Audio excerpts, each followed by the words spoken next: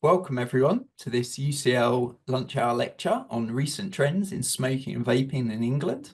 My name's Jamie Brown and I'm a Professor of Behavioural Science and Health and Director UCL Tobacco and Alcohol Research Group. It's my pleasure today to introduce our speaker, the fantastic Dr. Sarah Jackson. Sarah is a Principal Research Fellow within our Tobacco and Alcohol Research Group here at UCL. Her work focuses on monitoring population trends in smoking and vaping behaviour and evaluating the effectiveness of smoking cessation aids and policy at both an individual and also at a population level. She has extensive research experience with over 200 publications in journals, including the BMJ and Lancet Public Health. She's received a variety of awards, including from the Society of the Study for Addiction, in recognition of her outstanding contribution to research and practice in the addictions field and to tobacco control policy. She sits on the Action on Smoking and Health Advisory Council and is a senior editor at the journal Addiction. I've been lucky to work with Sarah for almost 10 years now, and she's a model scientist, intellectually curious and rigorous, and instrumental in all the output and impact we try to achieve in our research group. Before we begin, I just wanted to let you know that we do have time at the end of the lecture for questions, and those can be submitted at any point during the talk by going to Slido in your browsers and entering the event code TREND. I think you should also have received a direct link to that Slido via the Eventbrite sign up. I'll now hand over to Sarah for a talk. Thanks very much, Sarah. Thanks very much, Jamie, for a kind introduction. And hello, everyone. Really pleased to be here today for this lunch hour lecture. Delighted you could join us. So today I'm going to be talking about recent trends in smoking and vaping in England. So what's changing, why it matters, and what it might mean for tobacco control efforts. Over the next 40 minutes or so, I'm going to take you through some of the latest data from population level surveys, including our Smoking Toolkit Study, and explore how the landscape of nicotine use is changing in England. I'll also touch on the role that vaping continues to play in smoking cessation, which is a topic that can sometimes be quite polarising. And I'll aim to highlight both the public health opportunities and the emerging challenges that we need to navigate carefully. I know we've got a mixed audience today, so I'll try and keep things as accessible as possible. And as Jamie mentioned, please do send in your questions as we go along, and I'll do my best to answer as many as I can at the end. So before I start, just a quick note on conflicts of interest. Neither I nor any co-authors of the work I'll present today have any financial links with the tobacco or e-cigarette industries. So with that said, let's have a look at what's been happening with smoking and vaping. So for decades, nicotine consumption was almost entirely through tobacco smoking, primarily cigarettes. And the messaging was really simple, and smoking rates were declining steadily, in large part due to progressive tobacco control measures, such as a ban on advertising, mandatory health warnings on packaging, and the introduction of smoke-free policies. However, the emergence and rapid uptake of e-cigarettes has introduced a new dimension to population-level patterns of nicotine consumption. And with it, there's been a shift in focus away from smoking and onto vaping. In particular, there's been a lot of concern in recent years about rapid uptake of vaping among youth and young adults. So I'm going to take you through some of the latest evidence on smoking and vaping with a focus on trends among adults in England. But first, I'm going to start by having a quick look at the evidence on the health risks of smoking and vaping. So when I talk to people about vaping, the question that I'm always asked is whether it's just as bad as smoking. And the short answer to this is no. Smoking is uniquely lethal. People generally know that it's harmful, but they tend to underestimate just how much it reduces their life expectancy. So a few stats for you on this. Up to 2/3 of people who smoke and don't quit will ultimately die from smoking. It kills approximately 80,000 people in the UK each year. So that's the equivalent of a full passenger plane crashing every single day. And on average, people who smoke throughout their lives lose around a decade of life expectancy. And smoking brings on the onset of ill health sooner. So a 60-year-old smoker may have the same health as a 70-year-old non-smoker. And for a recent Department of Health Stop Smoking campaign, we used these estimates of the life lost to smoking, along with data on the average life expectancy and cigarette consumption, to estimate the amount of life people lose on average for each cigarette that they smoke. And this suggested that each cigarette costs people around 20 minutes of life. That's nearly 7 hours of life lost for each pack of 20 cigarettes. Now, of course, this is an oversimplification. The health risks associated with smoking aren't linear, and there'll be a lot of individual variation, but it does provide an illustration of just how harmful smoking is. But the good news is that stopping smoking brings substantial health benefits, and this is true no matter how old people are when they quit. But quitting smoking can be incredibly difficult because the nicotine that's delivered through cigarettes is very addictive. But it's not the nicotine that causes the vast majority of the harm from smoking. It's actually the other constituents of tobacco smoke. As the eminent tobacco researcher Mike Russell put it, people smoke for the nicotine, but they die from the tar. Now, he was one of the first to propose a tobacco harm reduction approach, which suggested that if we could substitute less harmful nicotine sources for cigarettes, we could dramatically reduce the health risks associated with smoking.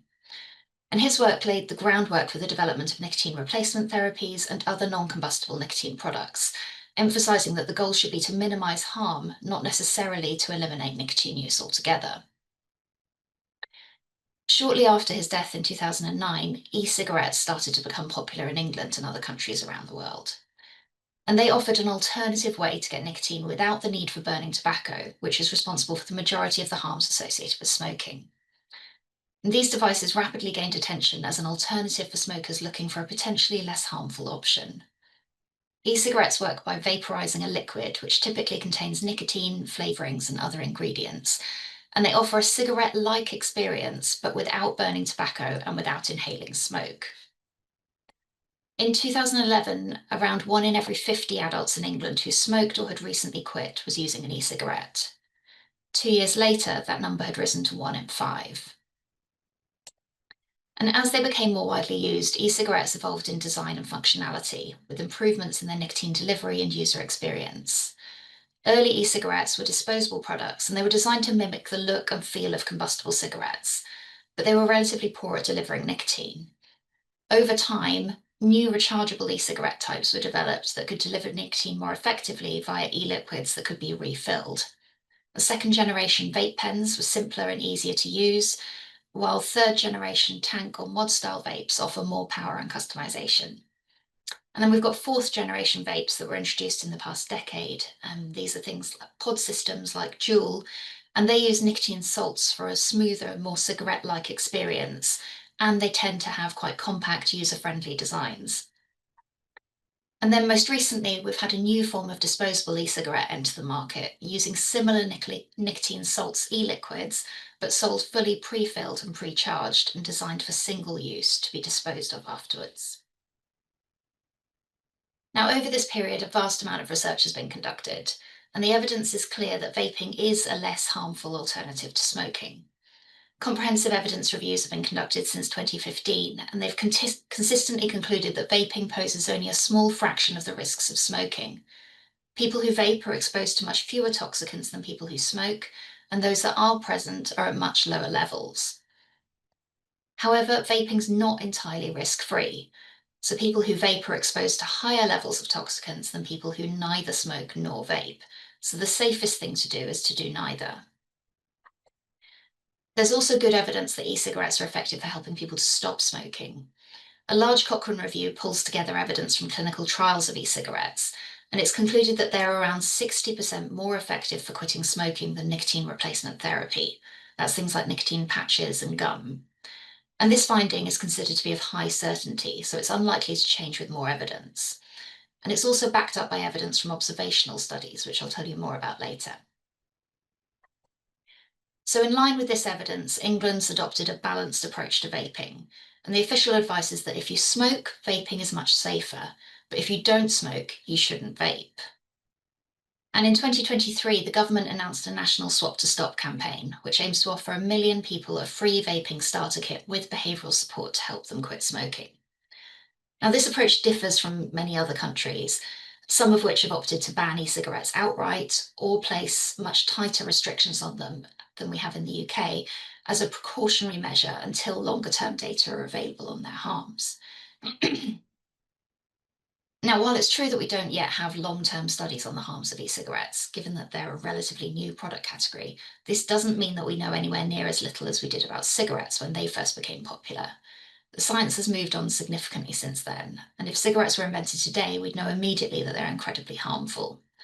So while there may be long-term risks associated with vaping that we're not yet aware of, the evidence that we do have tells us that they're unlikely to be close to the well-known and vast harms of smoking.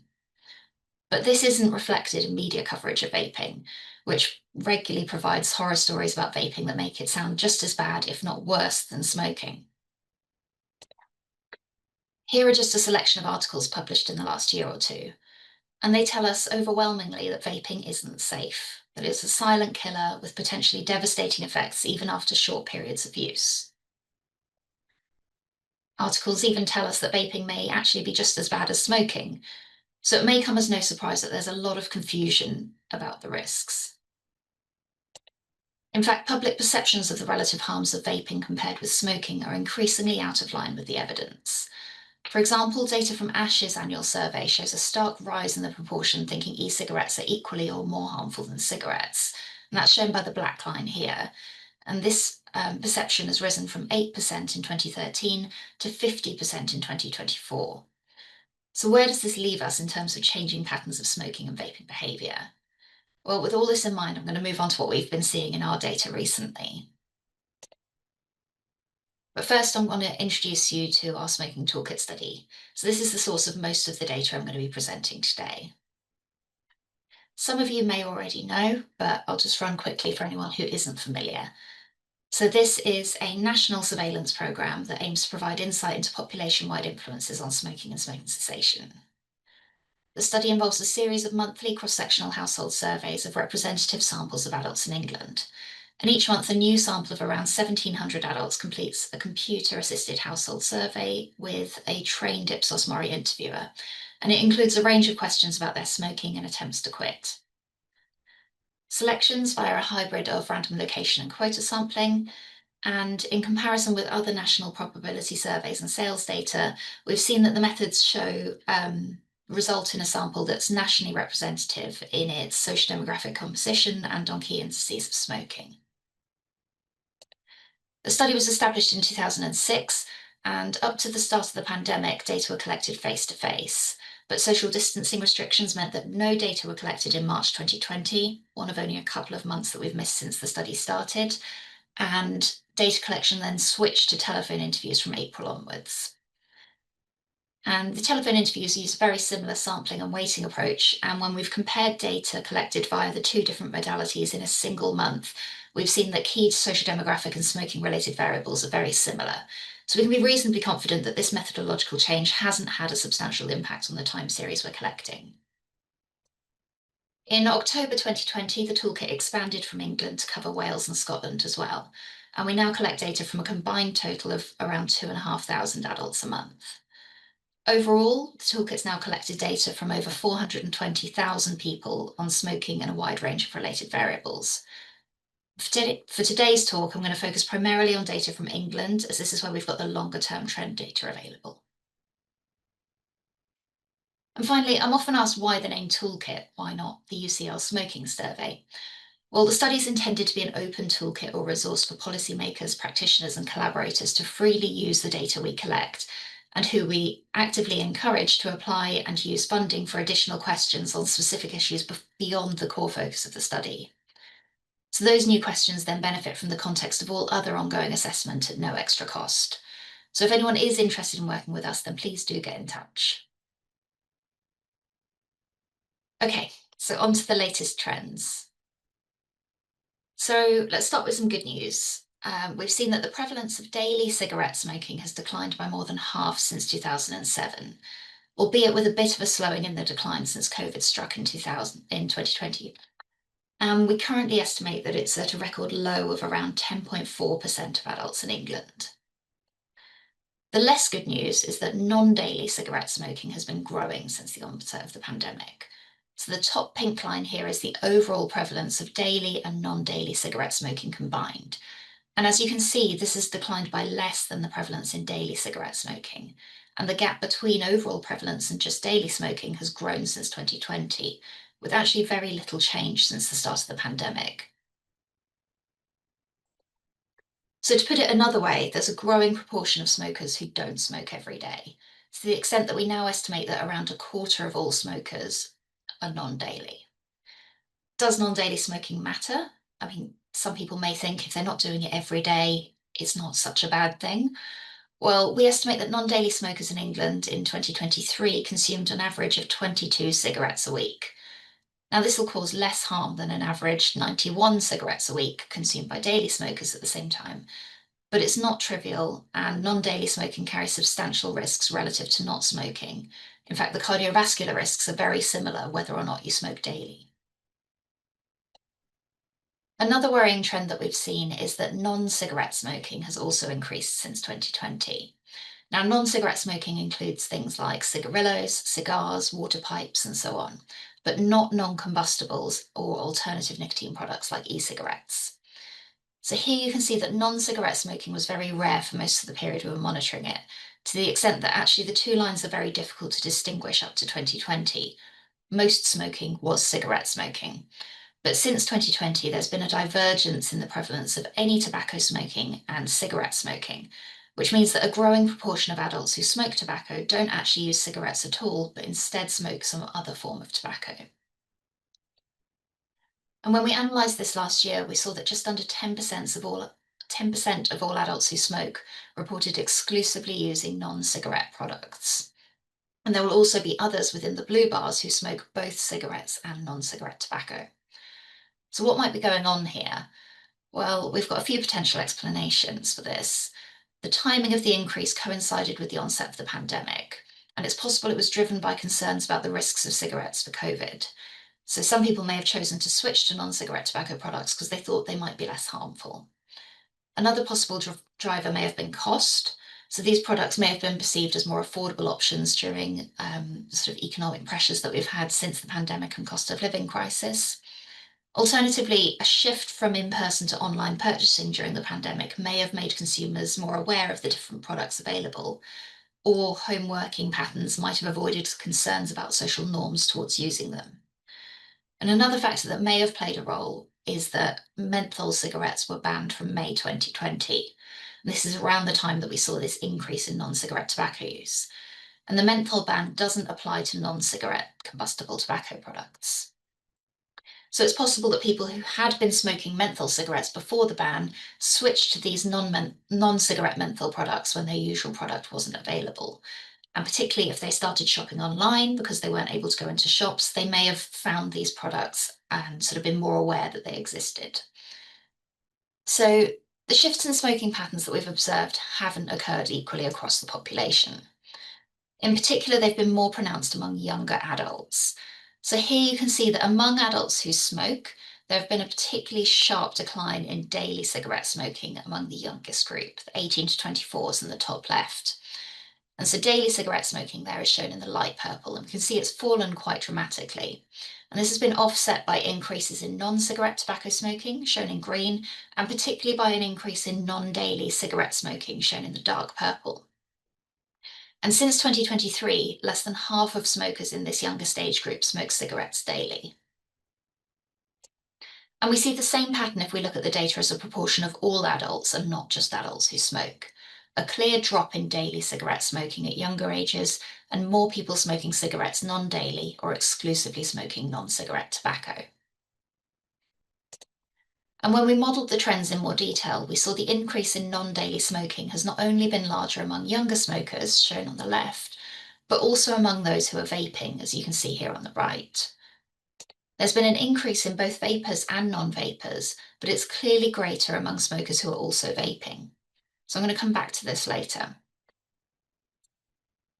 Among those who smoke cigarettes, there's also been a shift in the types of products being used. A growing proportion of cigarette smokers report using hand-rolled over manufactured cigarettes, to the extent that around half of smokers are now mainly using hand-rolled. Now, this is likely linked to cost. So ours and many other previous studies have shown that people who mainly smoke hand-rolled cigarettes spend substantially less on smoking each week than those who mainly smoke manufactured cigarettes. And this is true even after you take into account any differences in the number of cigarettes they smoke each day. So hand-rolled provides a more affordable option. And as we know, household budgets have been affected by the cost of living crisis since late 2021, and this may have provided increased motivation to use cheaper cigarettes in recent years.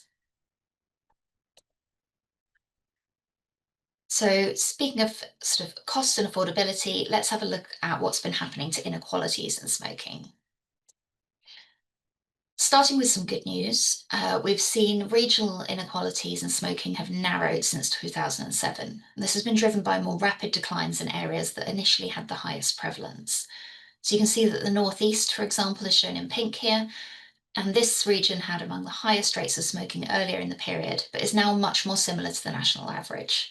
We've seen a similar pattern for other northern regions too.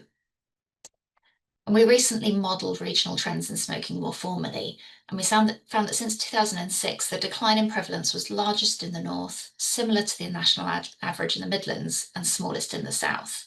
And as a result, these regional disparities have reduced, with prevalence being much more similar across regions by 2024.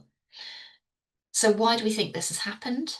Well, there's been a lot of coordinated regional tobacco control activity going on in the north over this period. There's been dedicated programmes running across the northeast, but also in other parts of the north, such as Greater Manchester and Humber and North Yorkshire. And when we had a look at trends in relation to the presence of this type of additional regional tobacco control activity, we saw greater declines in smoking in regions that had sustained investment in this type of activity across the whole period, compared with regions with none. So this really highlights the important role that regional tobacco control programmes are playing in driving down smoking prevalence. Unfortunately, many other inequalities continue to persist. So, for example, we can see in the top left that smokers are more than twice as likely as people who've quit smoking or never smoked to report currently experiencing severe psychological distress. There's a really strong link between smoking and mental ill health. In the top right, we can see that people living in social housing are more than twice as likely to smoke than people living in other housing. And at the bottom, we can see differences in smoking by an occupational measure of socioeconomic disadvantage. And this again shows that people in less advantaged social grades are about twice as likely to smoke as those who are more advantaged. Over time, we've seen the average percentage point difference somewhat narrowing as smoking rates have fallen. But if anything, the relative difference is a little larger. So there's a lot of work to be done on tackling inequalities in smoking. And it's also worth mentioning that not all groups are captured by national household surveys. There are others that these surveys miss, and they often have high rates of smoking. So, for example, people living in communal establishments such as care facilities and prisons, people from travelling communities, and people experiencing homelessness who might be living in temporary accommodation or sleeping rough. And there's been an excellent paper led by Dr. Emma Beard, published earlier this month, that pulled together estimates of the size of these different population groups and estimates of smoking rates within these groups. And this paper showed that around 1.9 million adults are missed from these types of surveys, and more than half of them smoke. So if we adjust national estimates of smoking prevalence, taking this into account, estimates are up to 2 percentage points higher. That's around 1.3 million additional smokers that aren't being captured by these routine household surveys. So we need to bear in mind what the surveys are measuring and, crucially, what they're missing. So moving on now to smoking cessation. First, why do people want to quit? Well, there are a vast number of different reasons. The most common concern is for health. Over a third of smokers who try to quit say they're worried about future health problems, and around 1 in 5 want to quit because they already have health problems linked to their smoking. Cost is another important reason. Smoking carries a substantial financial burden, and it's most common among the disadvantaged groups who have less money to spend. And if we look at trends over time, we can see that although future health concern remains the most popular reason for people trying to stop smoking, cost is an increasingly important quit motive. A third of quit attempts are now being motivated by a decision that smoking's too expensive, up from around 1 in 5. And this increase has happened since 2020, so it's likely to be linked to financial impacts of the pandemic and the cost of living crisis. Many people also report being prompted to try and quit by loved ones or advice from a health professional. Over time, we've seen that actually health professional advice has been motivating a smaller proportion of attempts, now at around 12%, down from around 30% in 2010-2011. And other people decide to quit for all sorts of other reasons, such as life events, in response to restrictions on smoking, or hearing about available support. People also differ in terms of how they try to quit. Here you can see trends in the use of different types of support in attempts to quit smoking. And you can see clearly that e-cigarettes, shown in pink, remain comfortably the most popular quitting aid in England. They're used in more than 1 in every 3 quit attempts, and there's some suggestion this has increased recently, possibly driven by the Swap to Stop initiative. Now, this popularity is despite the fact that harm perceptions are pretty much at an all-time low for e-cigarettes, as I mentioned earlier. Our recent data here show that less than 16% of adults who smoke correctly report that they believe vaping's less harmful than smoking. Inaccurate perceptions are widespread, even among adults who both smoke and vape, with half thinking that vaping is equally or more harmful than smoking, despite the evidence being very clear that vaping is less harmful. Now, misperceptions of the relative harms of smoking and vaping are really important because they can negatively affect public health. If people who smoke think vaping is equally or more harmful, they might be sort of less inclined to try and switch to e-cigarettes, leaving them using a more harmful product. If people who dual use think that the risks are similar, they may not see any benefit of stopping smoking and instead continue both behaviours. And similarly, if young people who've never smoked think the risks are similar, they may be equally likely to start smoking as to start vaping. So going back now to what people are using to support quit attempts, we've got e-cigarettes as the most popular option. And this is followed by over-the-counter nicotine replacement therapy, which is used by it's used in around 1 in 5 quit attempts. But the use of behavioural support, which is principally delivered by local stop smoking services, was at a record low at the end of 2023. Now, the government's recently increased investment in this type of support, and there does appear to be a suggestion of use starting to increase again over the course of this year. But even so, this type of support is being used in fewer than 1 in 20 quit attempts currently. And an interesting emerging trend that we're just starting to pick up on is an uptick in people reporting the use of nicotine pouches to support their quit attempts, at around 4 to 5% of quit attempts over the last year or so. So that's one we're definitely going to be keeping an eye on. So that's what people are using, but what's actually effective for helping people to quit? Well, we recently pulled data from smokers who tried to quit across the whole of the Toolkit study to examine the real-world effectiveness of all the different quitting aids. And what we did was compare quit success rates among smokers who use different methods of quitting, taking into account any differences in their characteristics that might make them more likely to use a certain aid. So in the real world, people aren't randomly assigned to use different types of support. They choose the ones that they think they prefer or they think might be most effective for them. And we know, for example, that people who are more dependent are more likely to use prescription medications like varenicline in a quit attempt. But because they're more dependent, they're also less likely to quit successfully. So to account for this, we adjust for level of dependence to avoid giving the wrong impression that medications reduce quit success. And this is what we found. Varenicline and e-cigarettes were the most effective quitting aids. People who used these aids in their quit attempt had almost double the odds of quitting successfully than those who didn't. Heated tobacco products also appeared to be similarly effective, but there weren't many people in our sample who were using them, so the confidence interval around this estimate is very wide, indicating some uncertainty. So this finding might change as we collect more data. Prescription nicotine replacement therapy was also effective, as were websites and face-to-face behavioural support, although the effect sizes for these were a bit more modest. And there were no clear benefits of using other aids, including NRT bought over the counter. Now, as I mentioned, this is one of the most widely used aids. Now, the fact that we didn't find any benefit of using over-the-counter NRT is probably because when people aren't given any advice on how to use it, they don't generally use enough of it to suppress their cravings. And they tend to only use a single form rather than a patch plus a faster acting form, which is what we know is the more effective way. So our real-world data show that e-cigarettes are both the most popular quitting aid and one of the most effective at the individual level. And we can triangulate this finding with other sources of evidence to show that it's robust. So the estimate of effect size we see in the real-world data is similar to what's observed in clinical trials of e-cigarettes. So if you remember this from earlier, the most recent update of the Cochrane review concluded there's high certainty evidence that e-cigarettes are more effective than NRT for helping people to stop smoking. And that's NRT in a trial context, which is much more similar to prescription NRT than over the counter. In addition, population level data consistently show benefits of e-cigarettes for increasing rates of smoking cessation. For example, our data suggests that since they became popular, e-cigarettes have helped between 30 and 50,000 additional smokers in England to quit each year. Now, some people have argued that these numbers are relatively small, but to be clear, this is the number of additional quitters over and above the number who would have otherwise quit.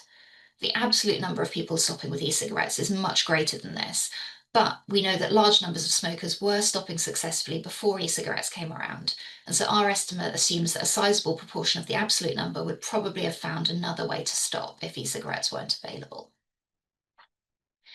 It's also worth remembering the climate in which we've observed these associations.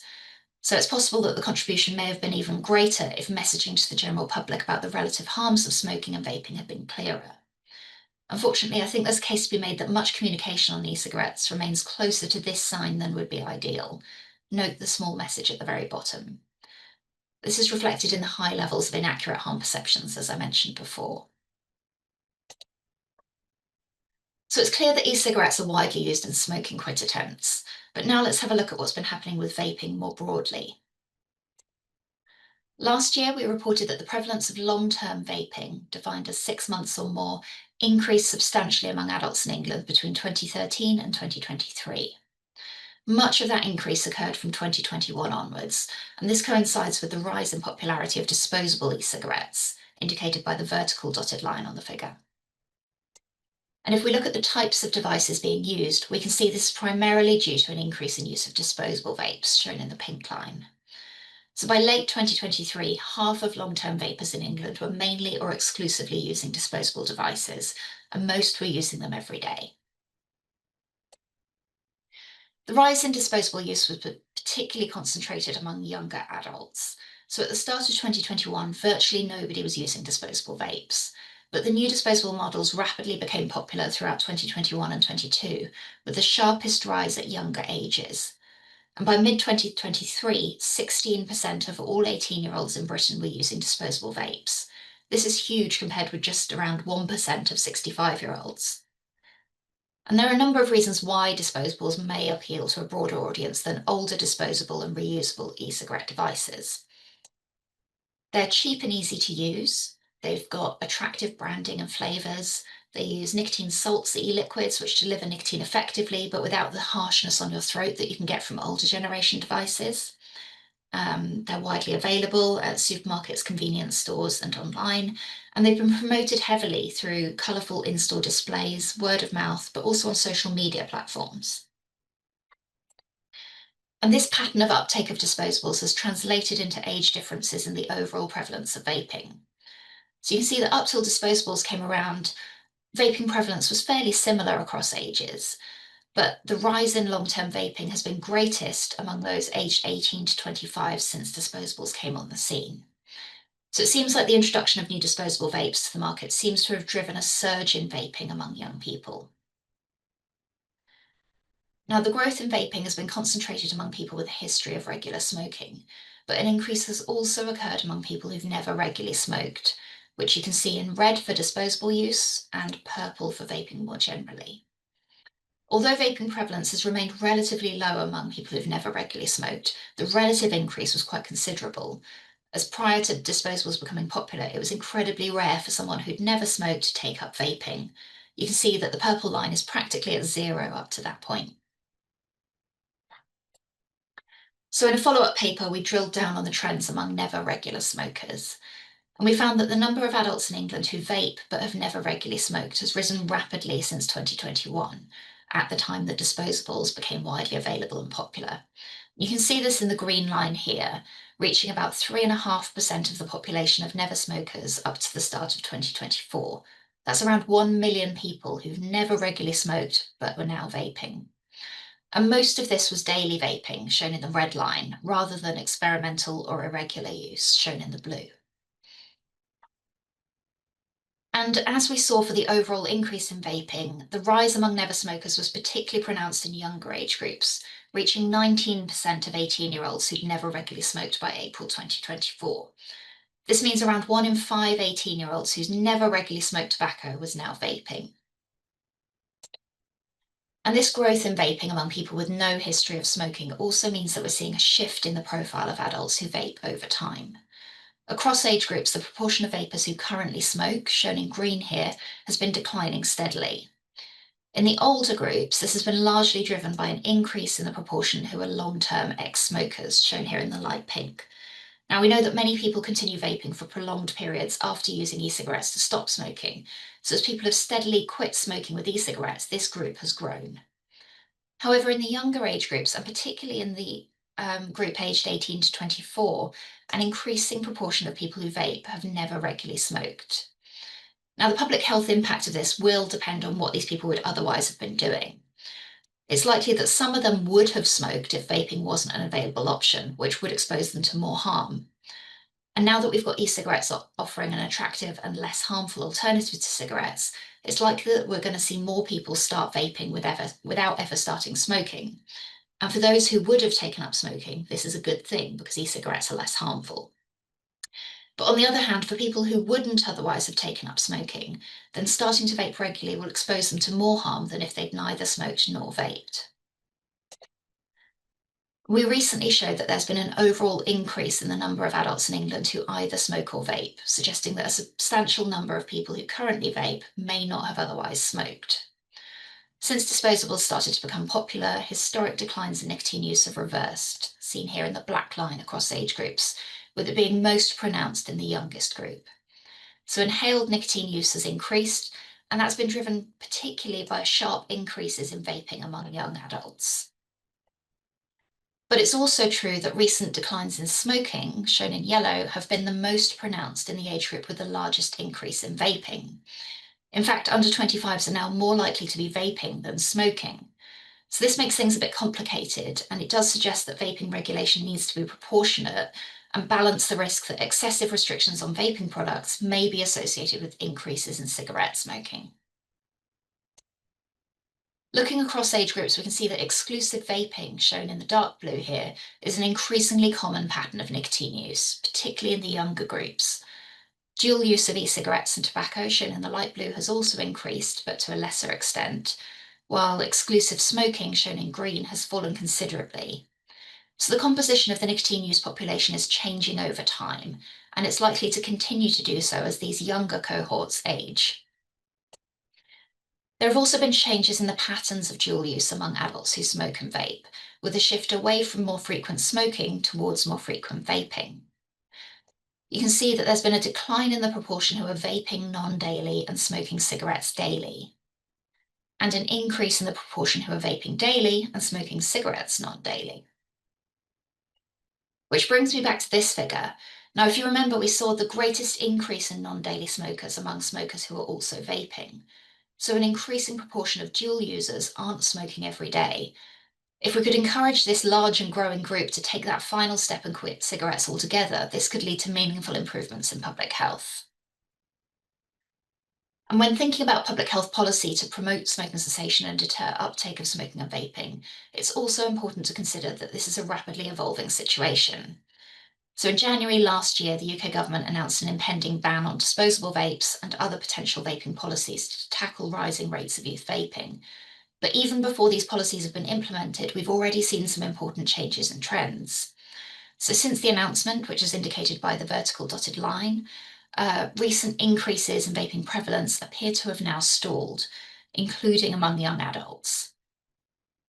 And in addition, there's been a shift away from using disposable vapes. So people are already opting to use devices that can be refilled and recharged. So whether this changes in anticipation of the new policy by consumers or driven by associated media coverage or market responses is something we need to explore further. But given that people are already using alternative models, it means that banning disposable vapes is unlikely to have a substantial impact on reducing youth vaping, which suggests that additional measures are likely to be needed. So the tobacco and vapes bill that's currently progressing through Parliament with high levels of support includes powers to introduce a range of different restrictions on vaping.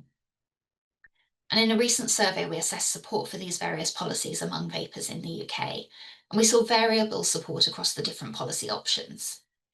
The most popular proposal was to ban child-friendly imagery from vaping products, regulating the ways that vapes are allowed to be displayed in stores, limiting the flavors that sort of the way that flavors are described, sorry, not the flavors themselves, but the way they're described, and banning branded packaging. These policies were also all broadly accepted by vapers. However, there was less support for policies that affected the types of products that could be sold or that increased the cost of vaping. And when we asked participants for any additional comments on these policies, some people said they thought that certain policies might be effective in reducing the appeal of e-cigarettes to young people, but others argued that they were unlikely to make a big difference to youth vaping, but could cause some adult vapers to relapse to smoking or turn to the illicit market to access products.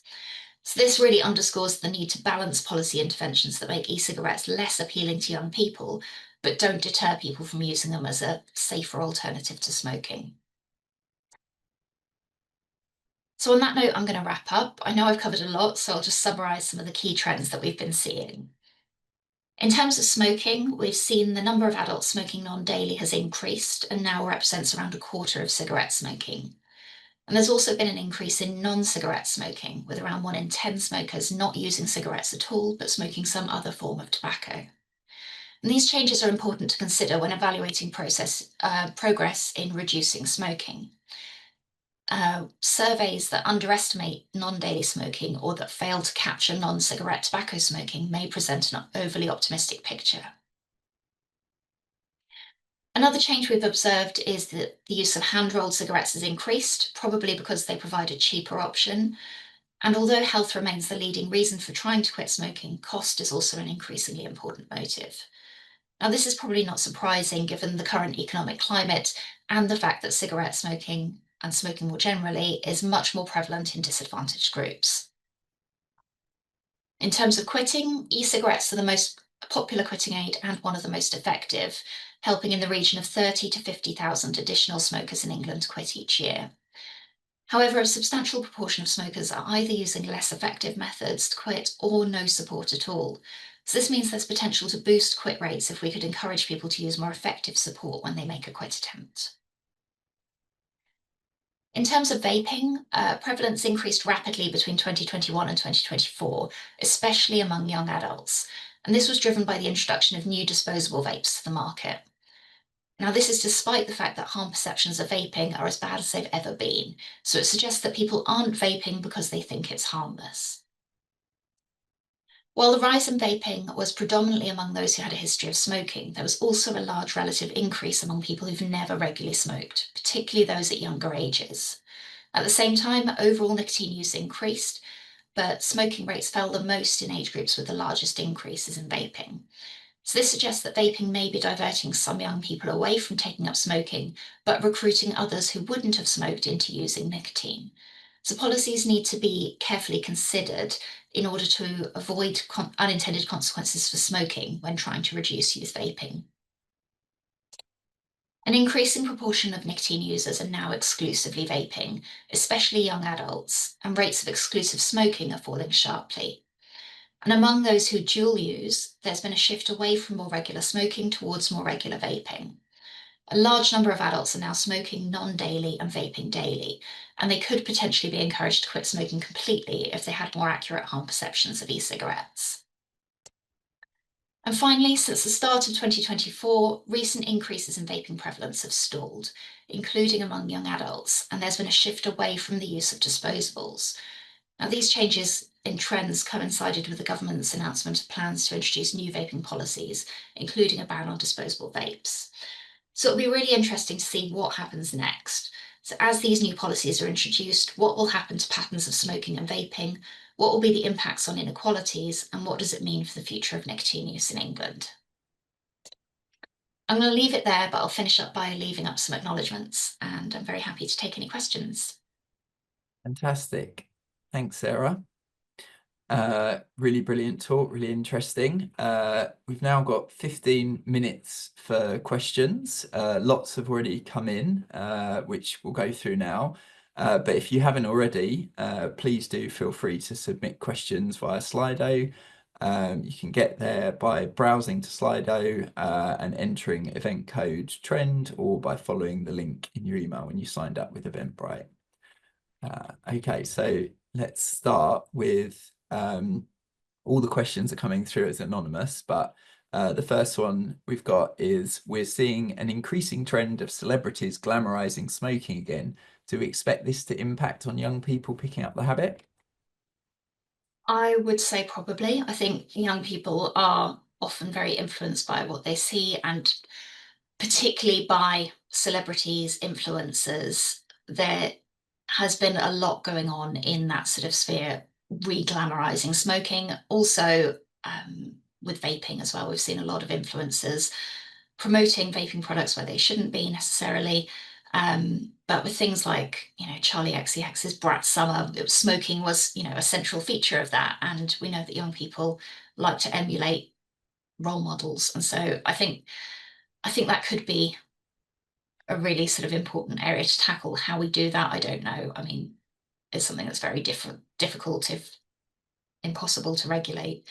But yeah, I think these people need to consider the influence they have on young people, and the fact that something that people take up in childhood because they think it's cool is something that could then be a really difficult habit to break as they go through life. Most people who start smoking in their youth don't intend for it to be a lifelong habit, and don't intend for it to be something that will eventually cause a lot of disease and premature death. Thanks very much. Our next question is, if you had a magic wand, what would you like to see the government do on tobacco and vaping policy? Good question. I think I would like to see the government deliver a well-rounded strategy. So one that supports vaping as a harm reduction tool for adults trying to quit smoking, and ensures continued access to safe and regulated products, but at the same time strengthens safeguards to prevent youth uptake, including sort of tighter controls on the way that products are marketed, packaged, and sort of adequate enforcement against underage sales and illicit products.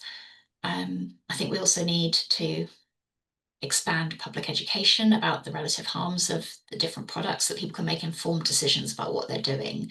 We know that there's a lot of misinformation about the risks of vaping relative to smoking, and people who want to make a less harmful decision when it comes to product choice are being misguided by that. So, sort of clear information about the relative harms and adequate investment in smoking cessation services. I think there's almost the perception that the job is done with smoking, and particularly with the new smoke-free generation policy that looks like it's going to be coming into place. I think people can't afford to become complacent with smoking, and we can't give up on the large population of people who smoke, who still exist. We've still got around 6 million smokers in England, in UK, who need support. And so we need to invest in that and make sure they're given the best opportunity to quit.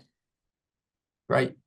Funny you should mention smoke-free generation. Our next question is, do you have any insights into how the smoking ban for those born in after 2009 will be enforced? And could it mean an increase in non-regulated products?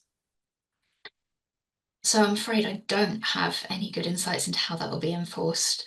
I think, yeah, there's always a risk that restrictions on sort of access to products will drive people towards the illicit market.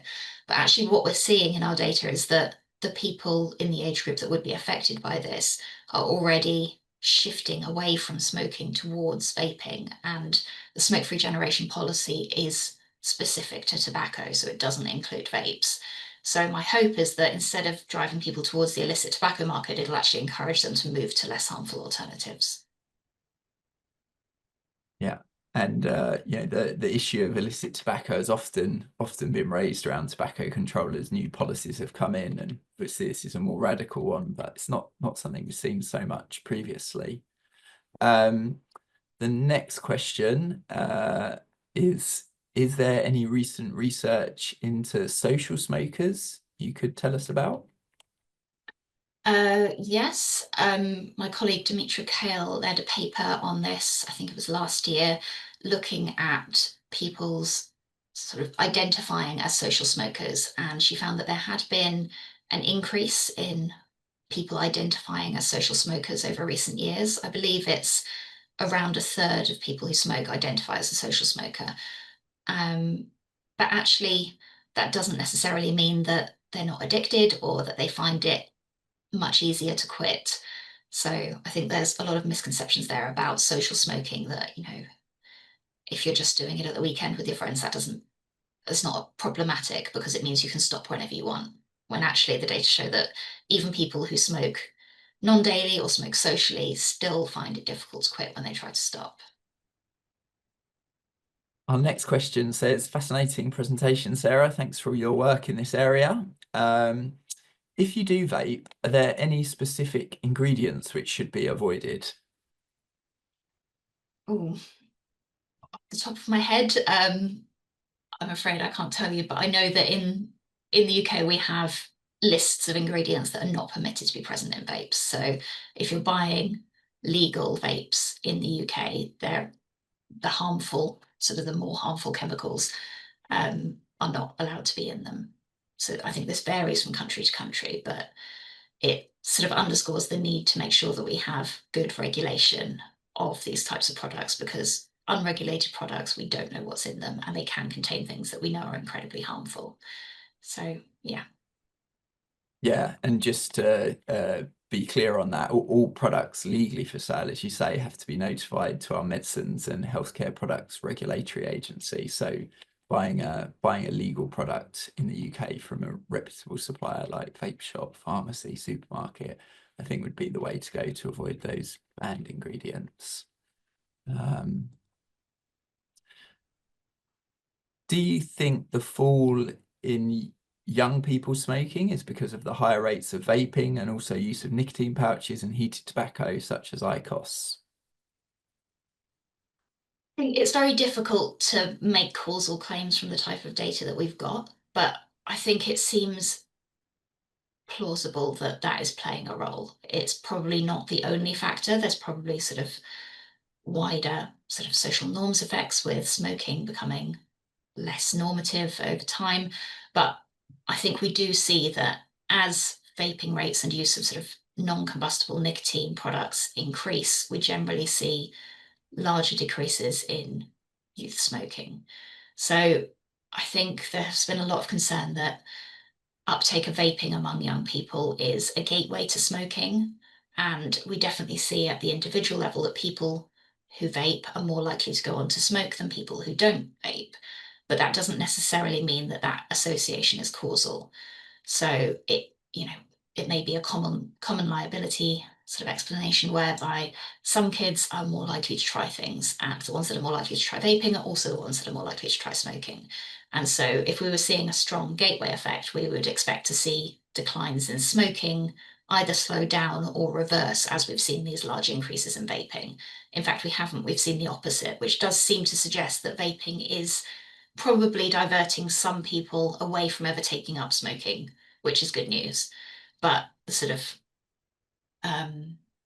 the other side of that is that we're seeing some young people take up nicotine use who may not have otherwise smoked. So we're seeing sort of overall increase in the number of nicotine users, but a shift from the more harmful to the less harmful products. Great, thank you. Um, our next question asks, could we simply make vapes prescription only? So they're only offered to smokers trying to quit. That may prevent youth uptake, but retain benefit for quit attempts. Yeah, it's a really good suggestion, and it's something that comes up a lot. The problem is that in reality, it doesn't tend to work particularly well. We've seen an example of this in Australia, where this exact model was tried. Vapes were only available on prescription, but actually what the data showed is that that meant that most people who were using vapes were accessing them through the illicit market. They weren't getting them on prescription.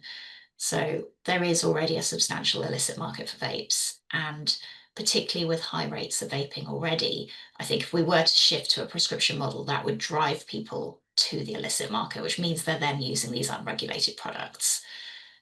So in theory, sounds like an obvious solution, but I think in reality, it's much more complicated.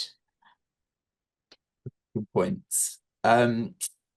Any thoughts on how and why nicotine pouches have been able to get onto the market with what seems to be no restrictions on age, strength, etc.? I think it just seems to be a bit of a gap in the policy. So yeah, I don't know whether it's just because they didn't exist when this type of policy was being put together. But I think that's something that the new Tobacco and Vapes Bill does intend to address. So it will make sure that policies that affect vapes are also extended to other non-combustible nicotine products, so to include pouches. Because, I mean, it does seem absolutely crazy that it's completely legal to sort of sell these to people under the age of 18, to even give them free samples. And we're seeing a lot of advertising ahead of this Tobacco and Vapes Bill going through. So I don't know whether that's a sort of last push while there's a lack of regulation by these companies to try and increase their user base, but it's something that definitely needs to be addressed. The next question is, does non-cigarette smoking include shisha? And do we know what recent trends are with shisha? Yes, it does include shisha. On recent trends, it's very difficult to disaggregate it by type of non-cigarette product because the prevalence of use of all of these different non-cigarette products is quite low. So we have been looking at this recently, not at trends, but at just the overall prevalence of use of the different products. And we see that among people who are exclusively using, or actually using non-cigarette tobacco products with or without cigarettes, the most commonly used products are cigars and water pipes, so cigars and shisha. But the prevalence of each of them is relatively rare. Okay, the next question, I think there might be a typo, so I'll try to decipher, but I think it's that we're seeing vaping in schools daily. The move from disposable vapes has gone towards big puff and larger devices and pouches, especially in boys. Are you measuring those sorts of trends? So at the moment, we only capture whether people are using a disposable pod, tank, or mod device. And we've been thinking about how we can sort of adapt the way that we're collecting the data to capture this type of thing, because it's very difficult. We've got, since the disposable ban was announced, a lot of products coming onto the market that are sort of disposable like reusable vapes. So they're very similar to the popular disposable products, but they will meet the requirements to get around the ban, basically. They are refillable and rechargeable. But we don't know whether people still perceive them to be effectively the same. So whether people are using them as disposable and sort of throwing them away at the end, or how we can describe this product category in a way that properly captures it so that we can sort of monitor how it's evolving over time. Because it doesn't have a sort of defined label, it's quite difficult without asking people to report the exact product they're using, which becomes incredibly expensive when you're doing a telephone survey and you've got to read out a whole long list of options. So it's something that we're grappling with at the moment, but hope to have data on in the near future. Thank you. Are there concerns about potentially increased nicotine consumption with vaping compared with smoking? Does that come with its own harmful impacts? So I think this is something that I hear a lot, is that people are concerned that when they switch from smoking to vaping, they're vaping a lot more than they were ever smoking. So they think that must be more harmful. But the way that people smoke and vape is just quite different. So the analogy that I would often use is that smoking is more like having a meal. Each cigarette is a meal. You sort of have one, you put it down. It's a sort of discrete occasion. Whereas vapors will often graze throughout the day. So they're vaping more frequently throughout the day than they would have been smoking. But that doesn't mean that they're taking in more nicotine. People are very good at smoking or vaping in a certain way that gives them the amount of nicotine that they desire to meet their cravings. So actually, even with the same number of cigarettes, people can extract different levels of nicotine from them to meet their own requirements. And just as a reminder that it's not nicotine that causes most of the harm from smoking. So nicotine in and of itself is not the main thing to be worrying about. So I'd be more concerned about the amount of vapor that you're sort of inhaling by vaping more frequently to sort of access the same amount of nicotine. So I would say you wouldn't want, for example, to be reducing the nicotine content in vapes, because that will mean that people vape more often to achieve their desired nicotine intake, which means that they're then inhaling all of the rest of the constituents in the vapor more to achieve that level of nicotine consumption. Okay, we're coming towards the end, so we're not going to get through quite all the questions, but I'll finish with one on a bit of a high from a tobacco control perspective.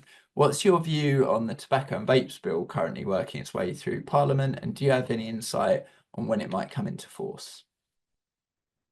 Um, so the tobacco and vapes bill includes a lot of powers to introduce new restrictions on vaping, but these will be subject to secondary legislation.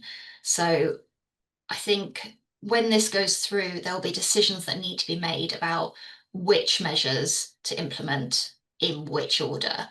And I think I'm of the view that we've got really good and sort of real-time monitoring of the situation in the UK with our sort of monthly data collection. So it means that we can probably start with measures that are less likely to have unintended consequences for smoking. So things like changing the way that products are displayed in shops or packaged or marketed, um, and leave things like restricting flavors or nicotine strengths and anything like that that might have a greater impact as sort of options to consider further down the line. I think particularly given that we've now seen that vaping rates have leveled off in the last year or so, there's a bit less urgency to throw everything at it immediately. I think we want to do things in a staged approach, evaluate how that's working, whether it's achieving the impacts that the government is hoping for, and then go slowly, but take into account any potential unintended consequences. On when things are going to be implemented, I'm not sure of the exact timeline. Okay, and what about on the smoke-free generation policy? Do you have a view on when that might be implemented or that effectiveness? Um, I'm not sure. I don't know if you know when it's likely to be implemented. I'm not sure. I think from what we're seeing at the moment with sort of the way that the nicotine use landscape is changing is that hopefully even before this is going to have a substantial impact, cigarette smoking will continue to decrease among young people. Um, yeah, we're seeing already a shift away from the combustibles towards the less harmful products. But I think it's always great to have added incentive for people to be using the less harmful products, and really important to maintain that distinction between tobacco products and the sort of non-combustible nicotine products. Great, thank you. So I think it would, assuming it passes the final stages in Parliament, it would be 2027, wouldn't it? Because it's from people born on or after 2009. I think that's right. But um, that brings us to a close. We're just after 2 p.m. So I just want to thank you again, Sarah, for a really wonderful talk and all your responses, and to everyone online for coming along today and asking so many brilliant questions. Just before going quickly, I want to highlight our next lunch hour lecture, which is titled, intriguingly, How Can We Shape Public Institutions Better Suited to the Challenges of the Next Decade, globally, in nations and in cities, and without using a chainsaw, which will be on Tuesday, 10th of June, 1 to 2 p.m. Thanks very much, everyone.